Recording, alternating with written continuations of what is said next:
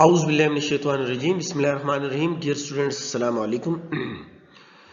आज हम English grammar की एक बहुत ही अहम पोर्शन जिसको डायरेक्ट एंड इनडायरेक्ट स्पीच या डायरेक्ट एंड इनडायरेक्ट नरेशन कहते हैं उसको सीखेंगे। याद रखिए कि डायरेक्ट एंड इनडायरेक्ट स्पीच या नरेशन का सीखना बहुत ही अहम है, न सिर्फ एग्जामिनेशन पॉइंट ऑफ व्यू के लिए बल्कि आपको सही तरीके से एग्जैक्ट तरीके से अगर आप अंग्रेजी बोलना चाहते हो या लिखना चाहते हो तो इसके लिए बहुत ही अहम है। तो आगे बढ़ते हैं डायरेक्ट इनडायरेक्ट नरेशन को समझने। डियर स्टूडेंट, ये बात याद रखें कि जब हम किसी भी ज़बान में बात करते हैं बशमूल इंग्लिश, इसमें मुख्तलिफ नोयत की बातें होती हैं। इसमें एक सीन ये भी होता है कि आप किसी शख्स की, चाहे कोई भी हो, आपकी मदर हो, फादर हो, टीचर हो, आप उसकी बात को, वो आपसे कोई बात कहे और आप उसकी कही गई बात को किसी दूसरे शख्स को जब आप पहुंचाते हो तो वो दो तरीकों से पहुंचाते हो उसको, या तो वो डायरेक्टली आप बयान करते हो या इनडायरेक्टली। इसका ज़्यादा अमल दखल आपको लिखने में नज़र आएगा। जब आप कोई स्टोरी पढ़ते हैं, जब न्यूज़पेपर पढ़ते हैं, तो आप देखते हैं कि आप इन्वर्टेड कॉमास के अंदर कोई अक्सर कोटेड बात देखते हो, तो तब आपको पता चलता है कि ये डायरेक्ट है बात की गई है या इनडायरेक्ट बात की गई है। फॉर एग्जाम्पल, इस चार्ट पे आपको नज़र आ रहा है कि फॉर एग्जाम्पल समझ लो कि हम, ये अहमद है, ठीक है, अहमद, और ये है आयशा। अब अहमद ने आयशा से कहा, I will call you tomorrow, मैं तुम्हें कल कॉल करूंगा, ठीक है, टेलीफोन पर कॉल करूंगा। अब अगर आयशा जाके इस अहमद की बात को अपनी किसी और सहेली, हाँ कोई भी सहेली हो, उसको ये बात पहुंचाए या उसको कहे, तो वो इस तरह कहेगी कि ही सेड, यानी Ahmed said that he would call me the next day, कि वो मुझे अगले दिन कॉल करेगा। देखें, वही बात, या तो ये आयशा अपनी सहेली को डायरेक्टली बात करेगी कि he said I'll call you tomorrow, या उसे इनडायरेक्ट अंदाज में ये बात कहेगी कि he said that he would call me, उसने कहा कि वो मुझे अगले रोज कॉल करेगा, ठीक है। अब ये तो छोटा सा मिसाल था, लेकिन आगे हम जाते हैं इसको समझने के लिए कि इसको किस तरह मजीद समझेंगे। अच्छा जी, यहाँ पे बात हम एक बहुत ही अहम बात करना चाहेंगे कि बहुत ही ज़रूरी है कि आपको पता हो कि डायरेक्ट जुमले में या डायरेक्ट स्पीच में या क्लॉज में दो क्लॉजेज होते हैं। एक ये जो इन्वर्टेड कॉमा के बाहर है, और एक ये जो इन्वर्टेड कॉमा के अंदर है, मतलब इसमें इनक्लोज्ड हुआ है, बंद हुआ है, यहाँ पे इन्वर्टेड कॉमास है। ये जो इन्वर्टेड कॉमास के बाहर जुमला है, मतलब शी सेड, ये इसको हम कहते हैं रिपोर्टिंग स्पीच, और जो इन्वर्टेड कॉमास के अंदर है इसको हम कहते हैं रिपोर्टेड स्पीच। इसको कोटेड स्पीच या डायरेक्ट स्पीच भी कहते हैं, और ये डायरेक्ट जुमला है। अच्छा, एक और बहुत अहम बात कि ये जरूरी नहीं है कि रिपोर्टिंग स्पीच, जो इन्वर्टेड कॉमा के बाहर का जो जुमला होता है या क्लॉज होता है, जरूरी नहीं है कि वो शुरू में हो, वो आखिर में भी हो सकता है। मतलब अब इसी जुमले को दो तरीकों से हमने लिखा है, एक में रिपोर्टिंग स्पीच आगे और रिपोर्टेड स्पीच या कोटेड स्पीच को बाद में लिखा गया है, जबकि दूसरे में ये कोटेड स्पीच पहले आया है और जो रिपोर्टिंग स्पीच है वो बाद में आया है। अच्छा, अब इसको मजीद आगे बढ़ने के लिए मैंने यहाँ पे एक मिसाल भी दी है कि I am baking cookies for gene, ठीक है, ये डायरेक्ट स्पीच है। और इनडायरेक्ट स्पीच है कि ग्रैंड मा said she is baking cookies for you. अब मतलब इस बच्चे की माँ कहती है कि उसकी नानी उसके लिए क्या करेगी, कुकीज पकाएगी या तैयार करेगी। अब मजीद आगे बढ़ते हैं कि इस जुमले को हम किस तरह कहेंगे।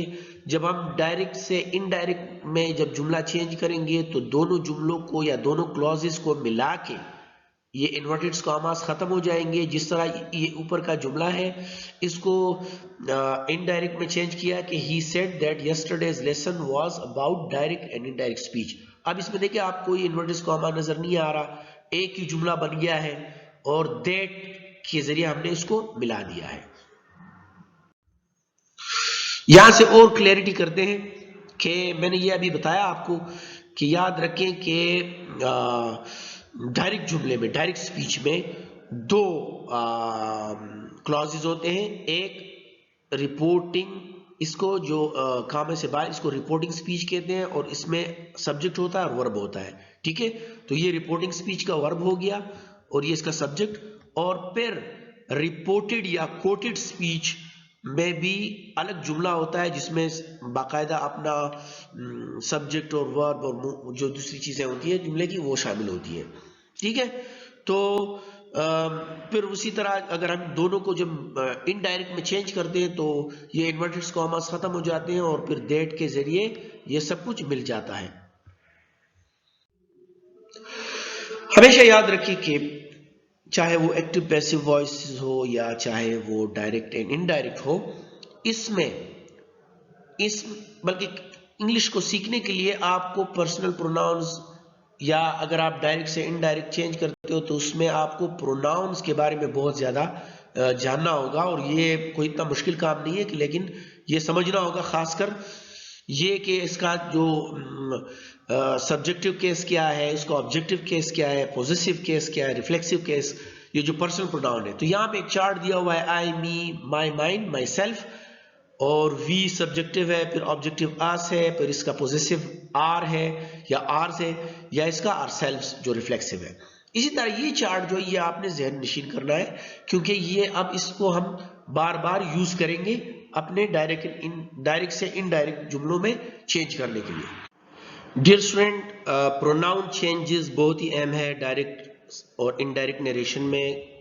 तो सबसे पहले हम ये सीखना चाहेंगे क्योंकि ये सब के सब डायरेक्ट एंड इनडायरेक्ट में हमें यूज करने पड़ेंगे और जब आप इसे अब सीख लेंगे तो फिर कोई मसला नहीं होगा।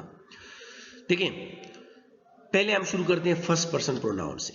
ये एक रूल है, ये रूल याद रखें कि अगर यहां पर इन्वर्टेड कॉमास के अंदर रिपोर्टेड स्पीच में या कोटेड स्पीच में अगर आई फर्स्ट पर्सन प्रोनाउन आई या वी आया हो, अगर आया हो आई या वी, तो जब हम इसको इनडायरेक्ट में चेंज करेंगे तो वो रिपोर्टिंग स्पीच जो ये वाला स्पीच है या क्लॉज है इसके सब्जेक्ट के मुताबिक चेंज करेंगे। फर्स्ट पर्सन प्रोनाउन हमेशा चेंज होते हैं रिपोर्टिंग स्पीच के सब्जेक्ट से, या जो सब्जेक्ट में जो आया हो वही लगेगा। फिर फॉर एग्जाम्पल यहां पे मेरे पास जुमला है, Ali said I am the best player, ये एस में नहीं है।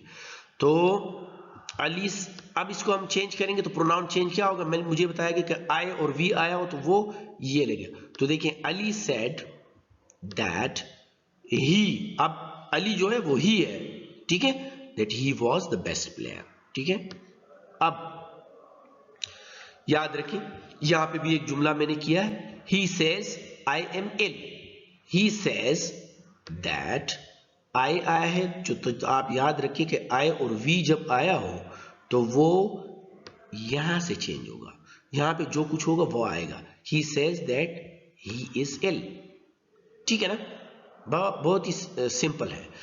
जिस तरह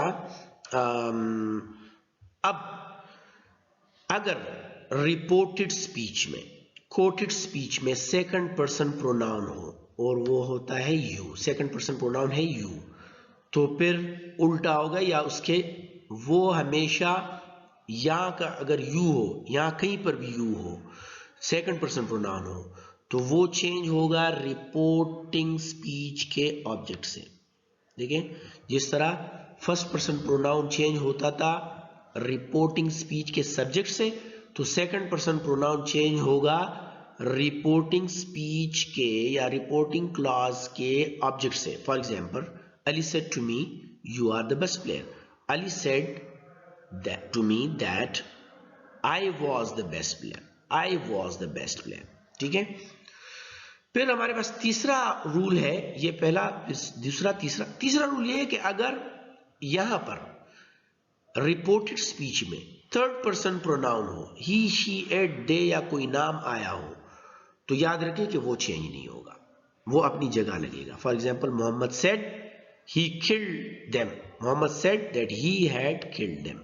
आप अब वर्ब या टेंस पे ना जाए, सिर्फ प्रोनाउन पे जाए। देखिए यहाँ पे थर्ड पर्सन प्रोनाउन है, यहाँ पे थर्ड पर्सन प्रोनाउन है, वो अपनी जगह आए क्योंकि ये थर्ड पर्सन प्रोनाउन है। इसी तरह आगे जाते हैं, you say my brother is very kind to me. अब यहां पे देखें, फर्स्ट पर्सन प्रोनाउन का पोजेसिव आया है, माई, आई, मी, माइन, जो मैंने आपको पोजेसिव कहा था। तो ये भी बिल्कुल ये जो सब्जेक्ट है इसके पोजेसिव बन जाएगा। देखिए, you say that your brother is very kind to me. समझ में आई? तीसरी बात हम करते हैं, they will say we do not work hard. हमें कहा गया था कि यहां पे अगर फर्स्ट पर्सन प्रोनाउन हो तो ये चेंज होंगे सब्जेक्ट के साथ। They will say that they do not work hard. अब again, she says to us, I, again first person pronoun है, तो अगेन ये यहां से चेंज होगा। She says to us that she respects us. She respects us. देखिए, I की जगह शी आ गया क्योंकि आई यहां पर है। अब मैंने ये कहा था कि सेकंड पर्सन प्रोनाउन जो होंगे वो यहां से चेंज हो गए। ठीक है ना? तो देखिए, they say to me you can not help him.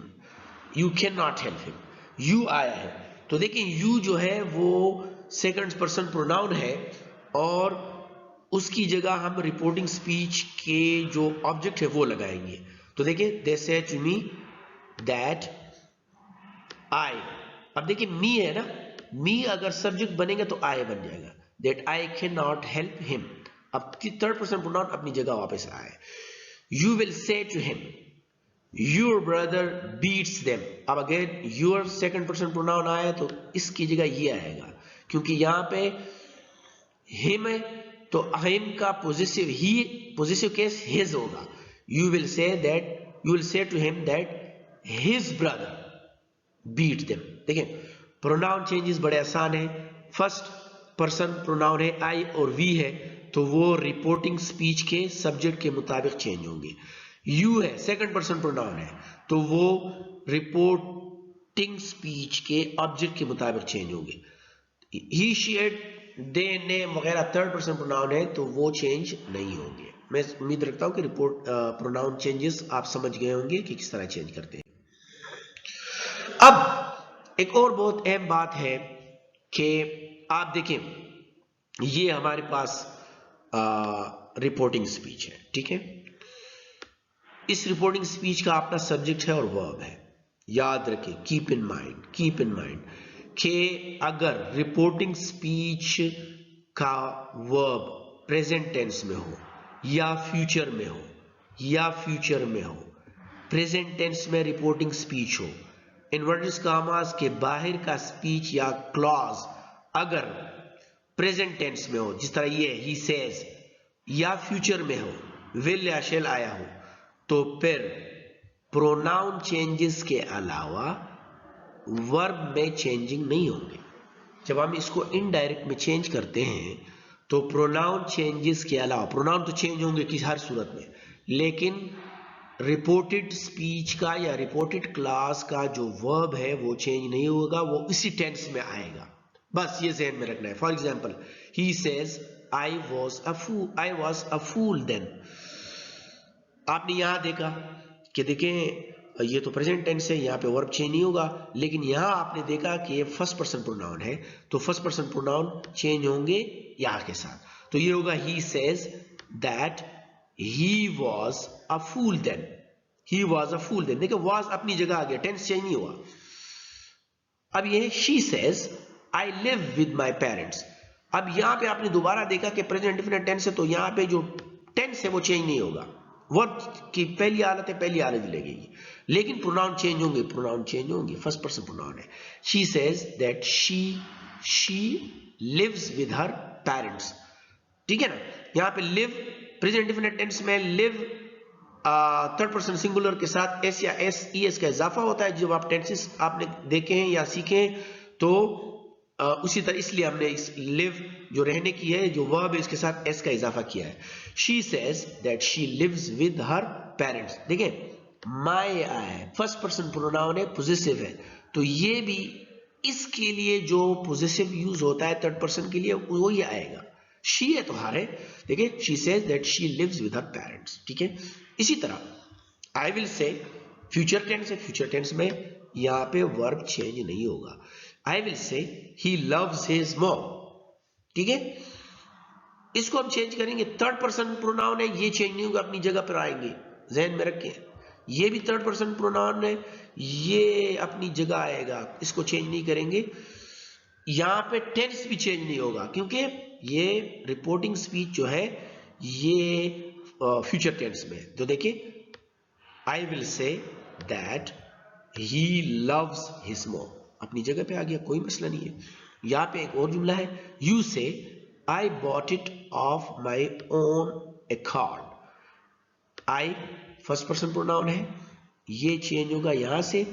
My first person pronoun है, यहां से यहां आएगा जहां इसकी मतलब ये सब्जेक्ट के मुताबिक चेंज होगा। लेकिन दूसरी बात ये कि ये प्रेजेंट टेंस है, ठीक है, तो यहां पर वर्ब जो है वो चेंज नहीं होगा। देखिए यू से दैट यू, ये जो रिपोर्टिंग स्पीच का सब्जेक्ट है, that you bought it of your own accord, ठीक है। माई और प्रोनाउन चेंजेस के अलावा इसमें वर्ब में कोई चेंज नहीं आया। तो यहां तक ये काफी है, मजीद आगे बढ़ेंगे कि कल के सबक में हम फिर ये करेंगे कि रिपोर्टिंग स्पीच में अगर पास्ट टेंस हो, सेड हो, तो फिर क्या चेंजिंग होगी। अब तक ये बात याद रखें कि हमने प्रोनाउन चेंजेस के बात की, और फिर रिपोर्टिंग स्पीच अगर प्रेजेंट टेंस में हो या फ्यूचर में हो, हाँ, तो हमने ये कहा कि जब हम इसको इनडायरेक्ट में चेंज करेंगे तो इसके वर्ब में चेंज नहीं होगा मा सिवाय प्रोनाउन के। इसके साथ ही हमारा आज का सबक ख़त्म होता है।